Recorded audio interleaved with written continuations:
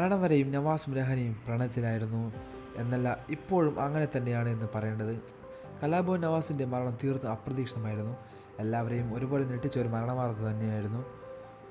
ഒരിക്കൽ പോലും യാതൊരുവിധ ആരോഗ്യ പ്രശ്നങ്ങളോ ഒന്നുമില്ലാത്ത ചെറുപ്പക്കാരൻ പെട്ടെന്ന് ഈ ലോകത്തോട് വിട പറയുമ്പോൾ അത് പ്രിയപ്പെട്ടവർക്ക് ഏറെ വേദന നൽകുന്നതാണ്. പ്രത്യേകിച്ചും ഭാര്യ രഹനയ്ക്ക്. വിവാഹശേഷം രഹനയുടെ ലോകം നവാസായിരുന്നു. മക്കൾ വന്ന ശേഷവും മരണം വരെയും പ്രേമത്തിലായിരുന്നു ഇരുവരും.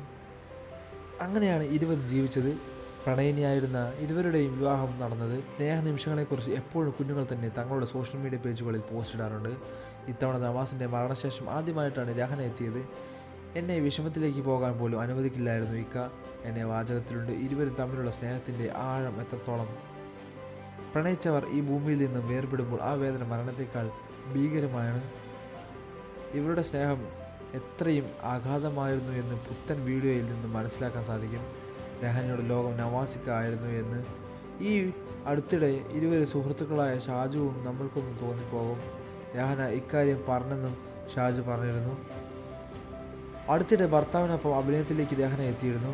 നവാസിൻ്റെ മരണശേഷം അത് മുസ്ലിം സമുദായത്തിൽ ഭർത്താക്കം മറ്റു പുരുഷന്മാർ ഇന്ത്യ അനുഷ്ഠിക്കുന്ന സമയത്ത് വീട്ടിനുള്ളിൽ തന്നെ ആയിരിക്കുമെന്നതാണ്. മറ്റുള്ളവരെ ഒന്നും, പ്രത്യേകിച്ച് അന്യപുരുഷന്മാരെ ഒന്നും കാണാൻ സാധിക്കാൻ പാടില്ല എന്നാണ്. അങ്ങനെ ഒരു ചടങ്ങാണ് ഇദ്ദ. 4 മാസത്തിന് ശേഷമാണ് പുറം ലോകത്തേക്ക് ഇറങ്ങുക.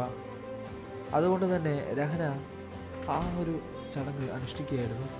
അതിനുശേഷം ആദ്യമായിട്ട് രഹന തൻ്റെ മനസ്സ് ഓർക്കുന്നത് ഇപ്പോൾ രഹനയുടെ ഉള്ളിൽ നിറയെ നവാസാണ്. നവാസിനെ കുറിച്ച് ഓർക്കാത്തൊരു നിമിഷം പോലും രഹനയുടെ ജീവിതത്തിൽ ഉണ്ടായില്ല എന്നുള്ളതാണ്. ആ ഒരു സങ്കടത്തിൽ നിന്നും ഇനി മക്കൾക്ക് വേണ്ടി ഞാൻ ജീവിച്ചല്ലേ എന്ന് പറയുന്നുണ്ട് രഹന. മക്കൾക്ക് ഇനി താനല്ലേ ഉള്ളൂ, അവർക്ക് വേണ്ടി ഞാൻ ജീവിക്കണമല്ലോ.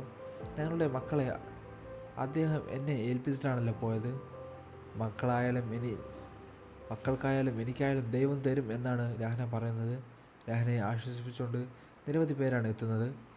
കൂടുതൽ വാർത്തകളും വിശേഷങ്ങളാണ് ഈ വീഡിയോ ലൈക്ക് ചെയ്ത് ചാനൽ സബ്സ്ക്രൈബ് ചെയ്ത് സപ്പോർട്ട് ചെയ്യുക.